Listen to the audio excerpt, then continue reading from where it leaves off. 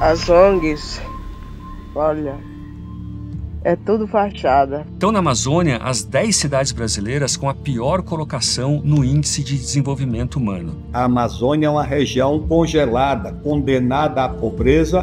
Brasil e Colômbia são os 2 países que mais matam ambientalistas em todo o mundo. A maior vítima dessas políticas climáticas, sem nenhuma dúvida, são as pessoas mais simples. 19 facções do crime organizado já atuam na região. Não há país verde se ele estiver no vermelho. O mundo precisa ficar a par da repressão verde que está ocorrendo na Amazônia. Acre, junho de 2025. Agentes do Instituto Chico Mendes de Conservação da Biodiversidade, o ICMBio, chegaram à noite de helicóptero e de caminhonetes numa comunidade em Chapuri. A comunidade fica na reserva extrativista, que, por acaso, também se chama Chico Mendes. Os agentes queriam apreender gado que, segundo eles, é criado ilegalmente na reserva. Os moradores se revoltaram. Quase todos ali vivem da venda de leite, da produção de queijo e de carne. Eles bloquearam a BR-317, que liga a região a Rio Branco, e tentaram destruir pontes para impedir que caminhões levassem os animais. A operação destruiu pequenos currais e demorou 13 dias para conseguir apreender cerca de 300 cabeças de gado. Eles também usaram os helicópteros para espantar os animais e fazê-los deixar as fazendas. E apesar da lei permitir filmar funcionários públicos no exercício de sua função, os moradores foram proibidos pelos agentes de fazer imagens. O ICMBio não sabia o que fazer com o gado que tinha prendido nas fazendas. O frigorífico local não quis aceitar os animais porque não concordava com a repressão policial em cima dos moradores. Acabou que dezenas de cabeças foram furtadas e outras encontradas soltas no meio da floresta ou na beira da rodovia. 3, 4, 5, 6. Rebanhou na BR, mano.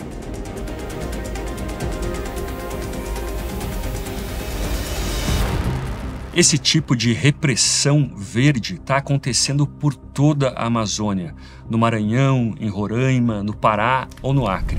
E quase ninguém no resto do Brasil está sabendo. É uma maldade que está fazendo com o povo, que eles estão tratando a gente como se a gente fosse bandido, pior até. Não pede nem licença, já vai destruindo o que a gente levou uma vida para construir. Que deu 10 dias para me tirar tudo, né? Tirar as teias, as coisas. Agora eu quero ver para onde que eu vou. Para mostrar trabalho para a ONU e para governos estrangeiros na COP30, o IBAMA, o ICMBio, enfim, toda a gestão Marina Silva vem intensificando o cerco a índios, a ribeirinhos, a pequenos agricultores e a produtores de gado que tentam sair da pobreza. Essa história começa nos anos 60 e 70, quando o governo militar embarcou na missão de desbravar a floresta a qualquer preço. Criou programas de colonização que ofereciam terra de graça, mas com uma condição: que o futuro dono derrubasse pelo menos metade da floresta da sua propriedade. Aos poucos, o pêndulo foi para o outro extremo: proteger a floresta a qualquer preço, mesmo que isso custe a dignidade e a vida das pessoas que moram ali, mesmo que custe expulsar os moradores. Desde o governo Fernando Henrique, o Brasil criou mais de 300 áreas protegidas na Amazônia.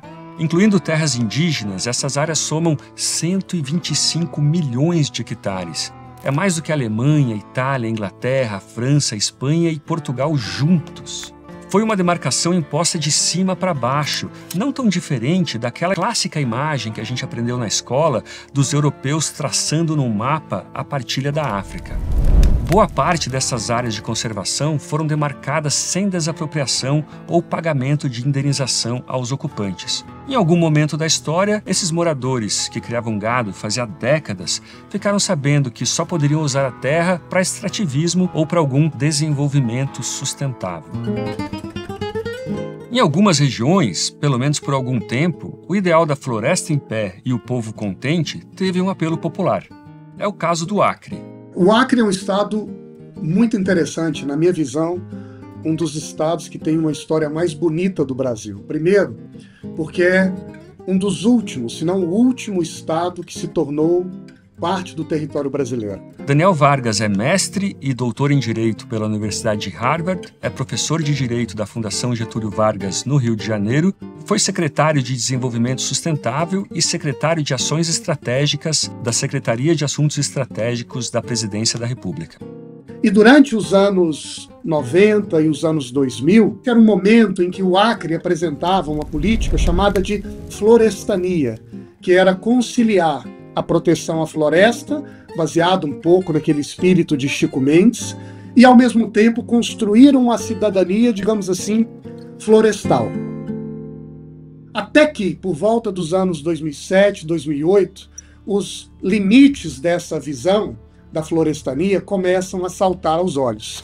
E uma das coisas que me chamou muito a atenção, e visitei muito Acre durante esse período, foi o contraste, a comparação com Rondônia, que é um estado vizinho de proporções análogas. Ao contrário da florestania, o que Rondônia pregava e defendia era uma economia de pequenos proprietários.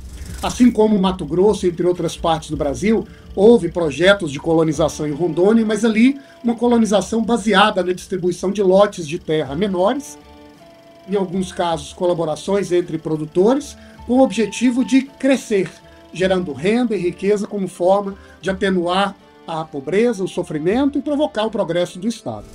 Até que essa relação entre Rondônia e Acre começa a se tornar, em alguns círculos da região, uma espécie de disputa silenciosa entre qual deveria ser o melhor modelo do futuro.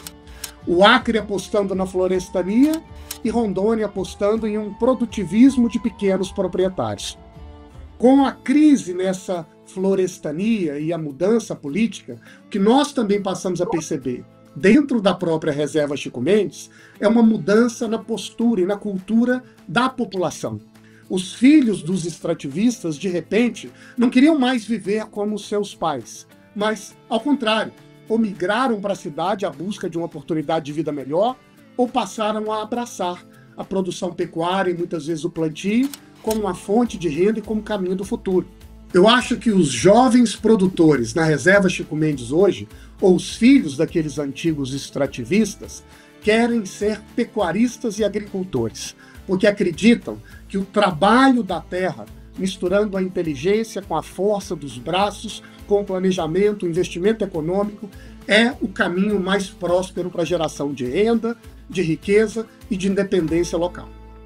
A Amazônia hoje é o grande paradoxo do Brasil. Aldo Rebelo foi presidente da Câmara dos Deputados, ministro da Defesa, ministro da Ciência e Tecnologia, ministro do Esporte e da Coordenação Política. A Amazônia é uma região congelada, condenada à pobreza pelas ações dessas organizações não governamentais, financiadas do exterior, que agem como um Estado paralelo na Amazônia, agem de dentro do próprio Estado brasileiro, ao controlar instituições como o IBAMA, FUNAI, como o Ministério do Meio Ambiente, Ministério das Populações Indígenas, com uma grande influência dentro de organizações do Estado, como o Ministério Público Federal, a ponto de procuradores integrarem, inclusive, o conselho dessas organizações.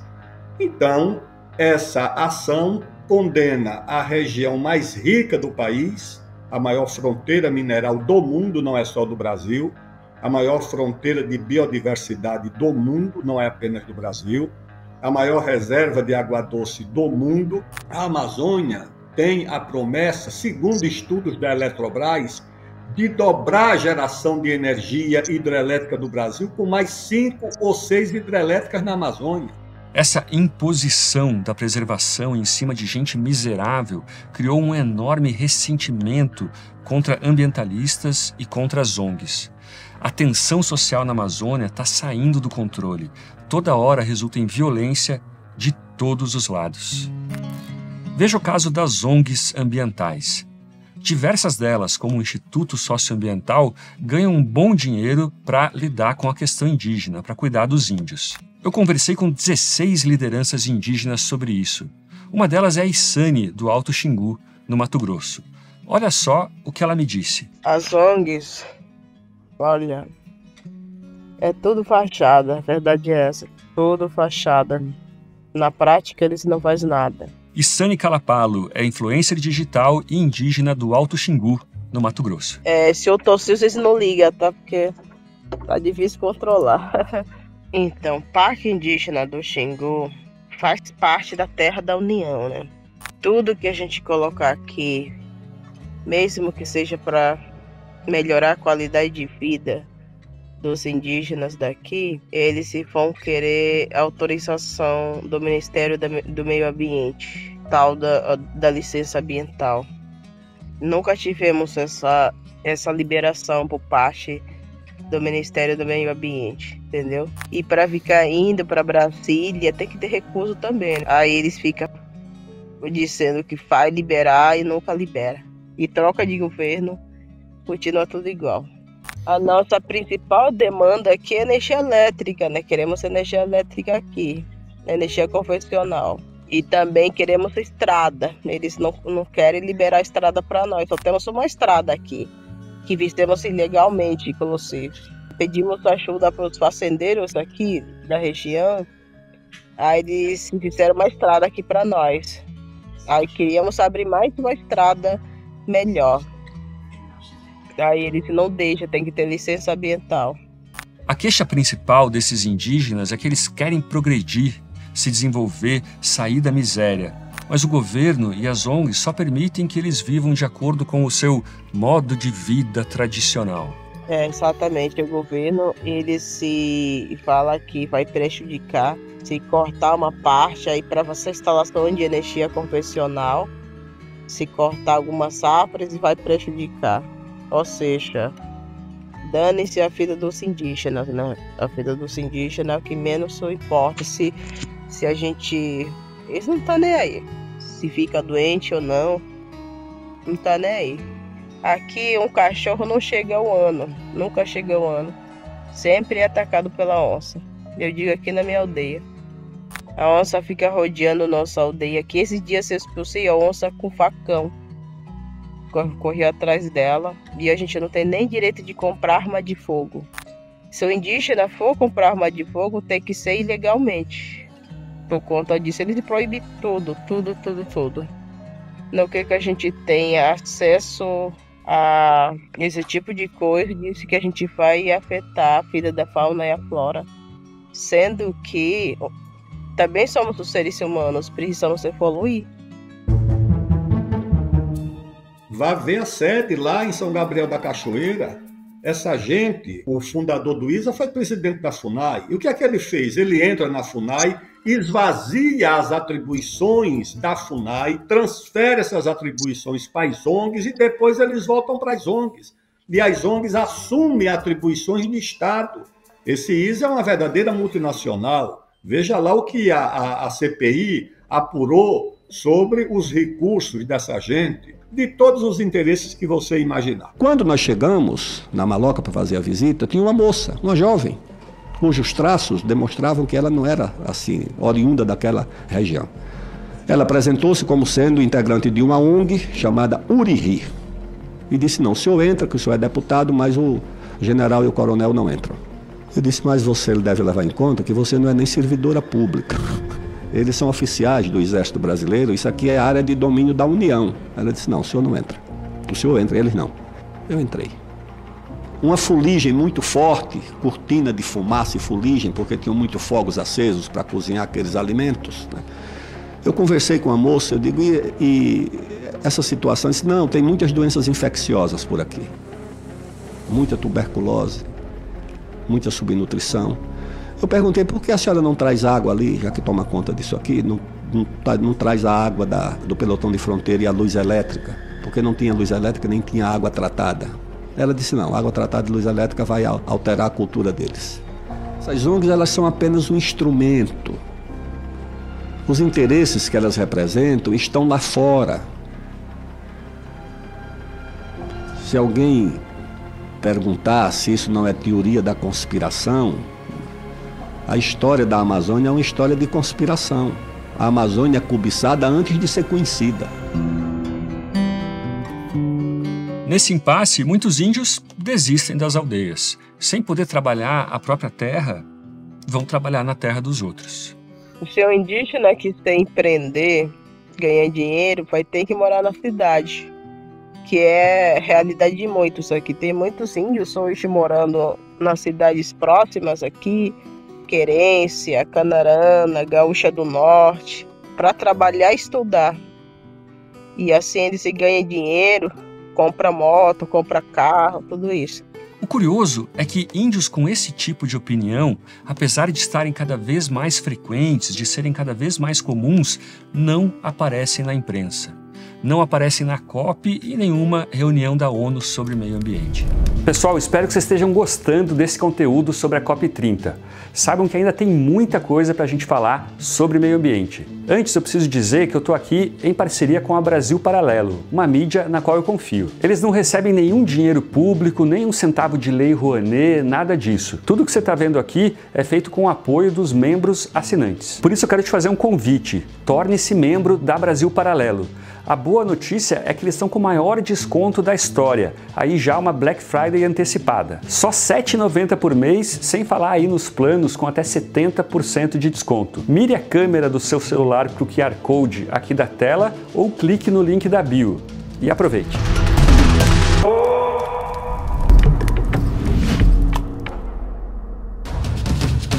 Em 2025, Belém do Pará será a sede da COP30.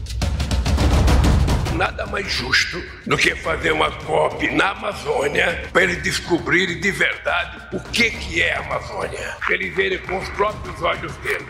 Essa tensão entre o povo e os ambientalistas está no nível máximo porque, com a chegada da COP30, os órgãos ambientais partiram para o ataque.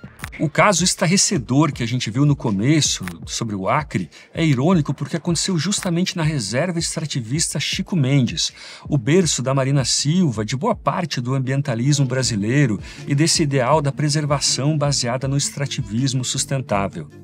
Até mesmo ali, a população quer mais liberdade para trabalhar e para produzir. A partir do momento que o Brasil toma a decisão de transformar a Amazônia num território intocado, a grande verdade é que a Amazônia continuará a ser uma das regiões de maior pobreza do Brasil. Eduardo Lunardelli Novaes é administrador de empresas, produtor e empreendedor rural.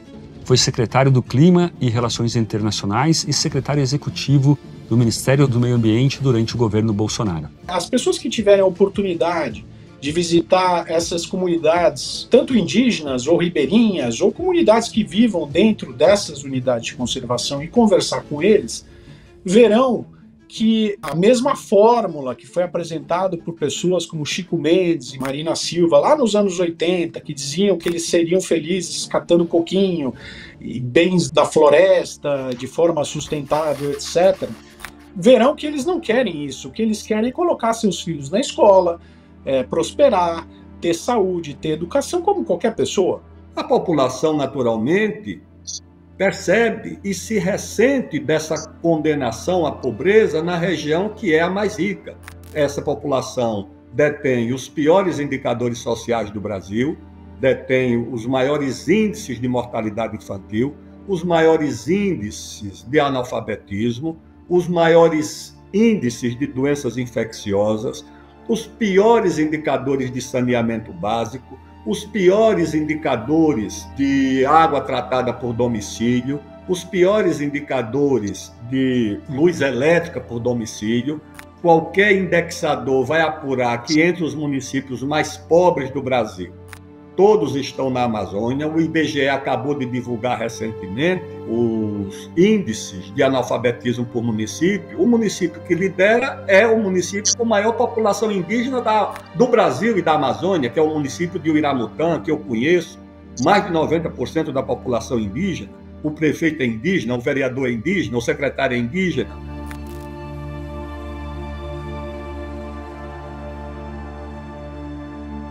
Na verdade, a população se ressente porque julga que a responsabilidade dessa pobreza está exatamente na política adotada na Amazônia a partir da imposição dessas organizações não governamentais que estão na Europa, em Barcelona, em Paris, em Londres, em Berlim, ou aqui em São Paulo, no Rio de Janeiro. Essa que é a verdade.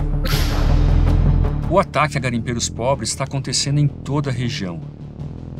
Em vez de incentivar o garimpo com boas práticas sustentáveis que substituem o uso do mercúrio, o governo prefere botar fogo em máquinas e prender índios e ribeirinhos garimpeiros. E, portanto, eles são e continuarão sendo, por muito tempo, muito facilmente atraídos por atividades ilegais, como, por exemplo, a mineração, que deveria ser regulamentada. Ela existe, ela vai continuar existindo. O Brasil deve a ocupação do seu território muito a essa atividade. O que eram os bandeirantes? O que foi o ciclo do ouro lá em Minas Gerais? Quem foi que fundou Cuiabá? Foram eles, esses bandeirantes que eram os garimpeiros da época. Outros foram pecuaristas. E se fosse legalizado, seria feito de forma a respeitar o meio ambiente e mitigar os impactos ambientais. Como ela passa a ocorrer exclusivamente e cada vez mais sob o controle do crime organizado, essas atividades serão atividades deletérias ao meio ambiente e deletérias a essas pessoas que ficam escravizados eternamente por essa visão que, francamente, detesta o ser humano. E ao fazer isso, transmite uma mensagem, não é, de aliança ao mundo, de apoiador dessa política ambiental e indigenista, cujo objetivo fundamental não é promover desenvolvimento algum, é, na verdade, de petrificar a situação das pessoas que lá vivem e da floresta ali existente. E ao fazer isso, como se a gente estivesse decretando essa região como uma região que a partir de agora está condenada a viver na miséria e no máximo de um conjunto de atividades simbólicas que podem até gerar uma renda e riqueza mínima, mas dificilmente ou raramente incapazes de fato promover um desenvolvimento sustentável. Mas a principal vítima dessa repressão verde são os criadores de gado. Outro caso que causou uma indignação local aconteceu na cidade chamada Castelo de Sonhos, no sudoeste do Pará. Os moradores chegaram ali em 2005, quando foram assentados pelo próprio INCRA. Mas agora descobriram que o governo considera aquela área uma reserva ambiental cheia de exigências para a criação de gado. Em agosto de 25, uma operação conjunta do INCRA, do IBAMA e da Polícia Federal destruiu currais de criação de gado, apreendeu equipamentos e até revirou a casa das pessoas. Dá uma olhada no relato que uma das moradoras fez da situação. A gente pediu socorro e ajuda. De uma hora para outra, a nossa vida e de muitas famílias virou um filme de terror. Aqui na nossa região está alegando que aqui é uma área de reserva, mas quando foi criada essa reserva já existiam famílias aqui. Tem famílias que moram aqui há mais de 20 anos e aqui nem de longe é uma reserva. Há mais de 8 anos o governo trouxe luz aqui pra gente, que era um projeto chamado Luz para Todos. E detalhe, se fosse uma reserva nunca que poderia vir luz pra cá. E mais ainda, todas as terras aqui têm ficha de gado, tem o CAR. E pra vocês terem noção, tem algumas propriedades que tem até o ITR, que é um imposto que pagamos todo ano. Só que deu 10 dias pra me tirar tudo, né? Tirar as teias, as coisas. Agora eu quero ver pra onde que eu vou.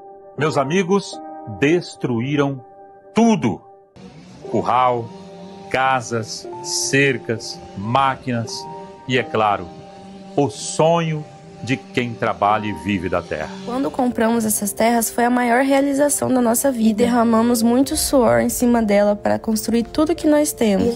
São famílias que produzem e que estão, como eu já falei, há mais de 20 anos produzindo alimentos naquela região, cuidando do seu pedacinho de terra. E aí eles agem nessas áreas com esses ribeirinhos, com esses habitantes dessas reservas extrativistas, que são pessoas pobres, que sobrevivem com dificuldade, com tal nível de violência que nem contra o crime organizado se age no Rio de Janeiro. E isso eu vejo há muito tempo. Ora, em 2009, lá em Novo Progresso, ali no Pará, eu fui fazer uma audiência pública do Código Florestal, centenas de pessoas. A prefeita me recebeu lá no aeroportozinho de Terra Batida, um aviãozinho que eu arranjei para ir até lá. E aí, quando você chega lá, já estavam as vacas apreendidas pelo ministro Mink. As vacas apreendidas, chamadas de vacas piratas, de boi pirata, que também não tinham para onde levar. Aí, quando você chega na cidade, aqueles galpões enormes, com helicópteros, tropa na rua. A polícia, quando entra para prender um traficante, não destrói a casa dele, não queima a casa dele, não desapropria os bens dele. E a desapropriação desse pequeno rebanho é uma coisa criminosa, porque não foi fruto do crime. Você podia prender se a vaca fosse roubada, mas a vaca foi criada ali dentro como um patrimôniozinho pequeno daquele extrativista, e chegam lá em operações com Força Nacional, Polícia Federal, IBAMA, FUNAI, helicópteros, armas pesadas, tratando aquelas pessoas como se fossem criminosos perigosos. Eu vi lá no Acre depoimentos de pais de famílias que eram intimados a deixar sua casa porque ela ia ser queimada, e se trancar dentro da casa com os filhos e a esposa e dizer para os fiscais do IBAMA e para a Polícia Federal: queimem com as minhas crianças e a minha esposa aqui dentro, que nós não temos para onde ir. Podem queimar. Essa situação que nós temos por lá, a prefeitura tendo que pagar um aluguel provisório de famílias que foram desalojadas e não tem para onde ir. É isso que nós temos no Brasil, acobertado por esse governo, acobertado muitas vezes pelo Ministério Público, acobertado por órgãos do Estado brasileiro, como o Ministério do Meio Ambiente, IBAMA, FUNAI. Essa repressão verde traz pelo menos 3 resultados muito ruins. O primeiro é a miséria. Estão na Amazônia as 10 cidades brasileiras com a pior colocação no Índice de Desenvolvimento Humano. Enquanto a média nacional de pobreza é de 27%, em algumas regiões da floresta ela ultrapassa 60%. Dos 100 grandes municípios do Brasil, os 5 piores em tratamento de esgoto estão na Amazônia. Muita gente costuma relacionar a pobreza do Brasil com a região Nordeste, mas o estado do Amazonas já tem renda média inferior à de estados historicamente pobres do Nordeste, como até Alagoas. O segundo resultado é a violência contra ativistas. Diante de tanta repressão, muita gente não deixa por menos e parte para a vingança, para a retaliação. Veículos e instalações do IBAMA e do ICMBio são com frequência incendiados e atacados por moradores. Nos piores casos, ambientalistas e indigenistas acabam assassinados, como aconteceu com o Bruno Pereira e o jornalista britânico Dom Phillips em 2022. Segundo a Global Witness, Brasil e Colômbia são os 2 países que mais matam ambientalistas em todo o mundo. O terceiro resultado é o avanço do crime organizado. Muito brasileiro teme a perda da soberania da Amazônia para algum outro país, mas a gente já está perdendo essa soberania, não para os Estados Unidos ou para a União Europeia, e sim para o crime organizado. Quem cria essa onda de crime organizado na Amazônia é o bloqueio da atividade econômica.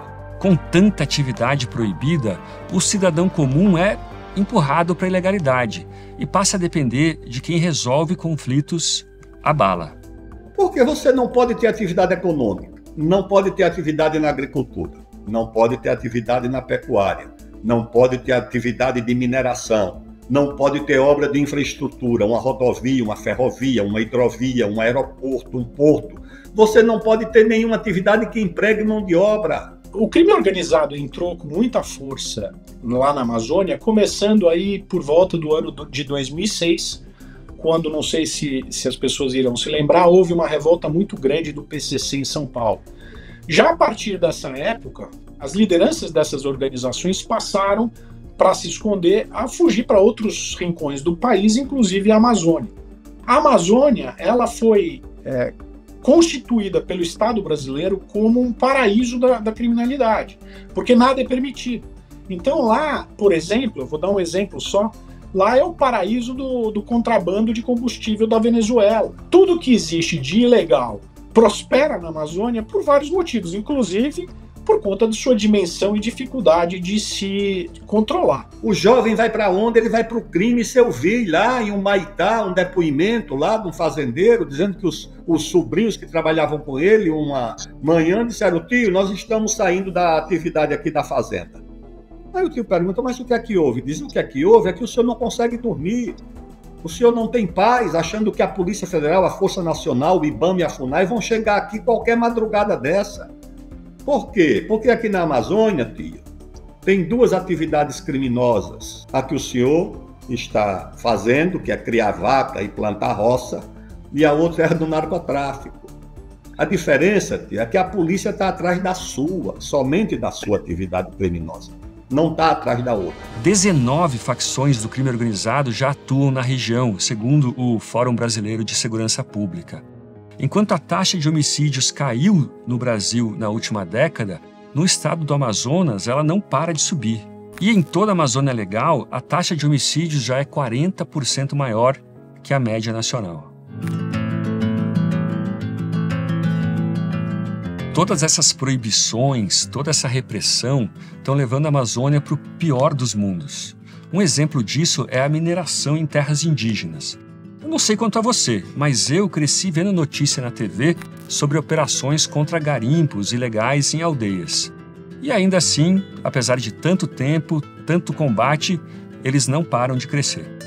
Você vai na Venezuela, a Venezuela exporta por ano 470 toneladas de ouro. O Brasil exporta 70, ou seja, a Venezuela exporta 400 toneladas a mais. Uma parte desse ouro eu tenho certeza que vai do Brasil. E os garimpeiros brasileiros que são expulsos do Brasil vão para a Venezuela. Tem lá uns 50 mil garimpeiros recolhendo ouro. O resultado é o pior dos mundos, o garimpo ilegal. Garimpeiros ameaçam os índios, pagam alguma participação para os caciques fazerem vista grossa, isso quando não são eles próprios, os garimpeiros indígenas. Nem sempre o cacique divide os valores que ele recebe de forma justa com o resto da tribo. Por isso, muitos índios continuam pobres. Meninos indígenas passam a pedir esmola, meninas a se prostituir nos garimpos. Se o garimpeiro de repente encontrar uma enorme pepita, ninguém da aldeia vai ficar sabendo. Ele não vai precisar dividir essa fortuna com os índios. E como o garimpeiro já é um criminoso, não vai ter nenhuma preocupação ESG, nenhuma prática ambiental. Muitos índios já perceberam esse problema, que essa situação não vai levar a nada. Em 2022, lideranças indígenas lançaram um manifesto pedindo a legalização da mineração em terras indígenas. Claro, para os povos que quiserem, que optarem por minerar. Eles querem que, assim como no Canadá ou na Austrália, os indígenas possam atuar nessa área com transparência e talvez, por que não, até terem as suas próprias empresas mineradoras. Mas nada pode, o ouro não pode, o diamante da reserva Roosevelt não pode, o petróleo da margem equatorial e da fronteira com o Peru também não pode, as hidrelétricas também não podem, e a Amazônia vive essa situação. E a pobreza é a consequência dessa política. A maior vítima dessas políticas climáticas, sem nenhuma dúvida, são as pessoas mais simples, as pessoas mais humildes, porque elas ficam absolutamente à mercê de um sistema que vive exclusivamente da ideia de que ele viverá num zoológico, onde o máximo que ele pode fazer é acordar de manhã para catar coquinho para vender para uma ONG, como se isso fosse possibilitá-lo progredir e trazer um futuro melhor para os seus filhos. Mas a maioria dos ambientalistas continua insistindo nas falsas soluções. Uma delas é a bioeconomia. Se a gente for olhar no passado e observar o que é a história da Amazônia e como essa bioeconomia se construiu e se desenvolveu, o que a gente observa é que lá no início do século XX, o principal produto da Amazônia era o látex. E durante um certo tempo, ali por volta de 1940, a extração e exportação de látex, que era a base para a produção de borracha e era uma demanda dessa revolução industrial que se disseminava pelo mundo, em parte durante a guerra, os países precisavam de muitos recursos. A partir daí, essa borracha foi substituída por outros bens, outros serviços, entre idas e vindas, até que nos anos 2000, se a gente olhar para a economia dos estados da Amazônia, o Acre, Rondônia, entre vários, o principal produto da pauta de exportação desses estados eram produtos florestais, a começar pela madeira, mas outros produtos da floresta. Há décadas, intelectuais de São Paulo e do Rio defendem que precisamos desenvolver a bioeconomia. Eles dizem que seria uma forma de conciliar a preservação ambiental com a prosperidade dos moradores, pois a floresta abriga uma riqueza incalculável e negligenciada e vale mais em pé do que no chão. O que aconteceu nos últimos 20 anos? Essa chamada bioeconomia começou a fechar as suas portas. ao mesmo tempo em que outras atividades produtivas começam a se expandir. Então, o que nós vimos na Amazônia foi um conjunto de políticas que, desde os anos 2000 até por volta de 2020, foram passo a passo proibindo justamente o que agora, quase 3 décadas depois, nós voltamos a abraçar como bandeira do futuro. A bioeconomia é o futuro da Amazônia, dizem os intelectuais. E estão dizendo isso há mais de 40 anos. Todo mundo concorda, menos o morador da Amazônia, que não vê a hora de deixar de coletar tucum para minerar ouro ou operar uma colheitadeira de soja. O que é que acontece? Não é possível sobreviver dentro da reserva extrativista com o extrativismo, com a coleta, porque a caça está proibida. No Neolítico, pelo menos, a caça era permitida, mas agora está proibida, é só a coleta. Você não tem como coletar seringa na floresta, onde uma seringueira está aqui, a outra a 3 quilômetros, a outra a 4, quando tem fazendas de seringueiras aqui em São José do Rio Preto, produzindo com escala. Apesar de todos os programas de incentivo à bioeconomia, esse setor só diminui, só decepciona. A produção de castanha cai sem parar desde os anos 70, perdendo a concorrência até para a Bolívia. Nem essa política ambiental que cultiva uma espécie de viver em comunhão com a floresta apenas a extração de seus frutos, sem investimento tecnológico, sem técnica, sem inteligência e empreendimento humano, nem isso se sustenta no próprio projeto e horizonte de desenvolvimento sustentável que a esquerda, ou de certo modo lideranças progressistas, pregaram e prometeram para a Amazônia no passado. O erro de tantos intelectuais que destacam essas fortunas inexploradas da floresta é acreditar que a riqueza está em produtos. Na verdade, a riqueza surge do aumento de produtividade, da nossa capacidade de criar mais valor com menos trabalho e menos recursos. Por exemplo, um solo pode estar repleto de ouro, mas se você demorar 1 ano para minerar uma pepita de $1.000, essa suposta riqueza vai te deixar pobre. Pessoal, espero que vocês estejam gostando desse conteúdo sobre a COP30. Saibam que ainda tem muito mais para a gente falar sobre meio ambiente. A Brasil Paralelo investigou o que há por trás da cortina de fumaça que assola o país. O tema é muito sério, com questões polêmicas e dolorosas. Entrevistamos mais de 30 personalidades com experiência no assunto. A parte profunda desse conteúdo é exclusiva, mas você pode liberar as entrevistas com os nomes relevantes que desvendam o que não é dito. Aproveite o maior desconto da história na Black Friday antecipada. São só R$ 7,90 mensais. Aponte a câmera do seu celular para o QR Code aqui na tela ou clique no link da bio. E aproveite!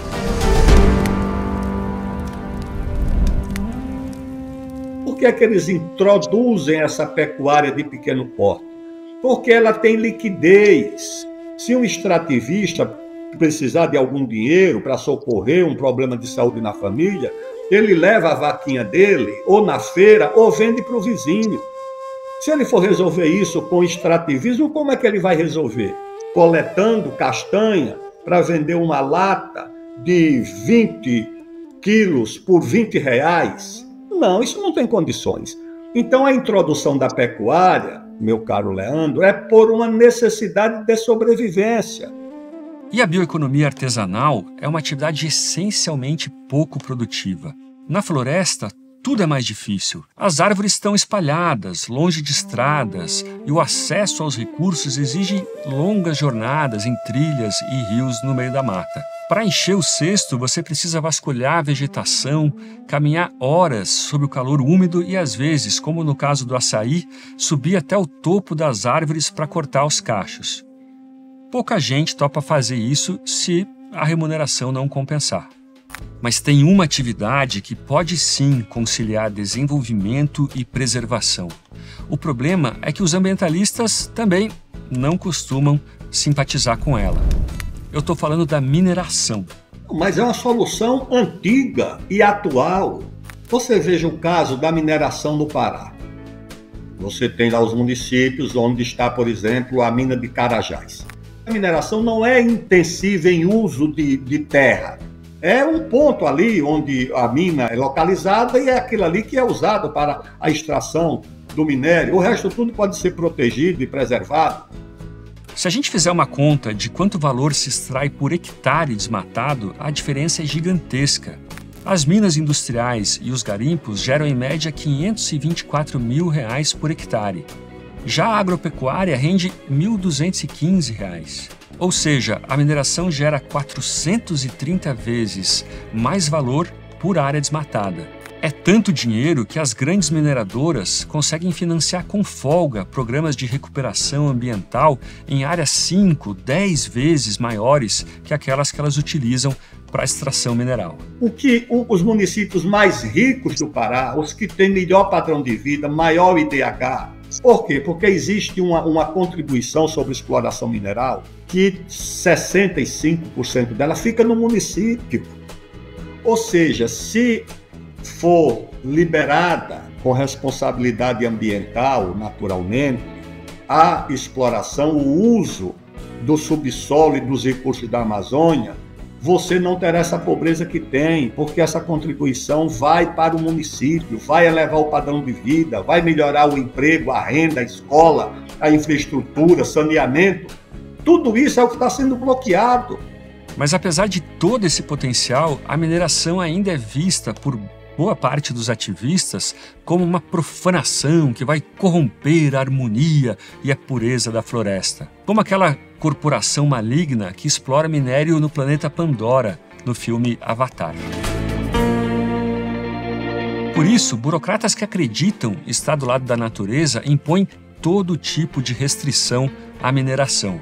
Milhares de processos de licenciamento ambiental estão parados no IBAMA. Até mesmo a extração de recursos naturais longe da floresta, no meio do mar, como a exploração de petróleo na margem equatorial, a mais de 400 quilômetros da foz do Amazonas, vira uma polêmica no Brasil.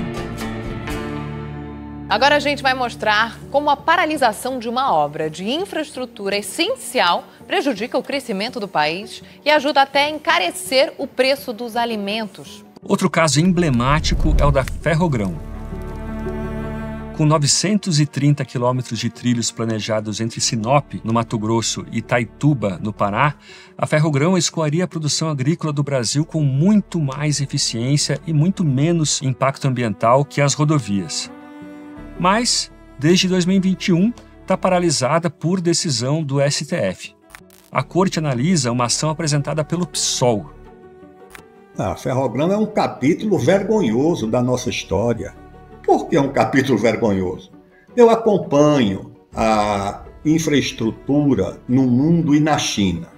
O último plano quinquenal dos chineses foi para construir 38 mil quilômetros de ferrovias. 12 mil quilômetros de ferrovias de alta velocidade e 26 mil quilômetros de ferrovias normais. Eles cumpriram o plano quinquenal em 4 anos.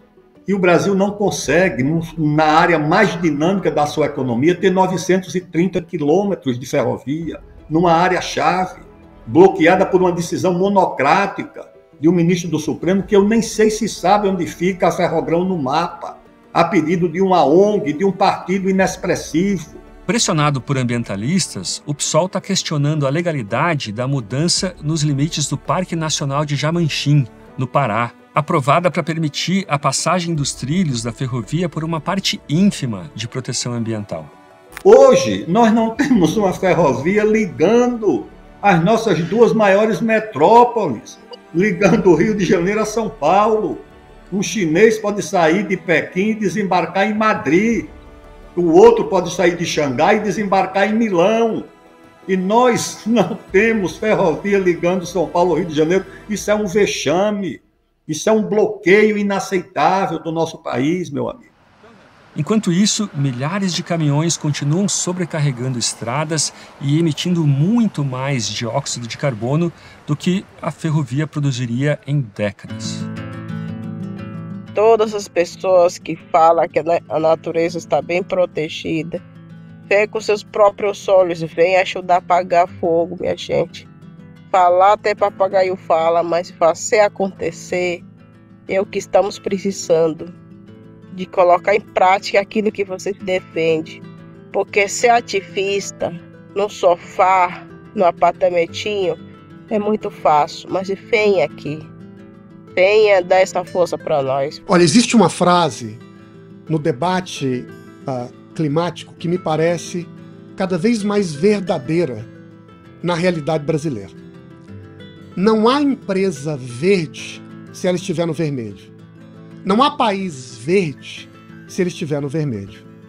Não há futuro para a Amazônia sem construir na região a capacidade de produzir, trabalhar e se desenvolver para gerar renda e riqueza para o seu próprio povo. Não existe essa ideia de que sustentabilidade é algo desejável. Ela só será desejável se ela for factível. E só será factível se ela se pagar. Sustentabilidade é conseguir pagar aquilo, né? E tudo começa com a atividade econômica. Então, a gente precisaria mudar a mentalidade, principalmente das pessoas da cidade, que não conhecem a Amazônia, de forma a compreender que aquilo que acontece no subúrbio das cidades, onde as favelas crescem, acontecem na Amazônia, um território de 5 milhões de quilômetros quadrados. Quando os países ricos tiverem interesse em terras raras, em minérios nobres, onde a Amazônia está forrada e está cheia, aí talvez essa situação seja mudada. Mas o Brasil é quem teria a responsabilidade de começar a usar essas riquezas em benefício da população da Amazônia e do Brasil. E temos que entender que nenhuma economia próspera florescerá lá sem que antes, como ponto de partida, a gente assegure a liberdade de produzir, garantindo o direito de propriedade para todos que moram e vivem na região. Se fizermos isso, estaremos a um passo de, a partir daí, também jogar luz sobre o potencial que essa região tem para crescer. A Amazônia, Leandro, não será salva pela polícia, pelas transferências do governo federal, muito menos por doações de ONG na Noruega. Ela será salva pelo investimento, pelo trabalho que cultive a terra, assegurando assim a qualificação da propriedade e da economia local. Os burocratas, as ONGs, as operações policiais de comando e controle até podem deixar a floresta em pé, mas vão manter o povo de joelhos. Por isso é hora de uma nova abordagem. Uma abordagem mais conciliadora, baseada na paz e na liberdade das pessoas de bem que vivem na Amazônia. Para saber mais sobre outras polêmicas ambientais, leia o meu novo livro, Guia Politicamente Incorreto do Meio Ambiente. Essa é uma série especial da Brasil Paralelo sobre meio ambiente. No primeiro episódio, entenda o que é a COP, como surgiu e qual o objetivo desse encontro. No terceiro episódio, exploramos a polêmica das mudanças climáticas, o tão falado aquecimento global. Quanto será que há de ciência, de lobby ou de alarmismo nesse assunto? Conheça os profetas do fim do mundo. Assista aos 3 episódios aqui mesmo no canal. Compartilhe com seus amigos, se inscreva e curta o vídeo.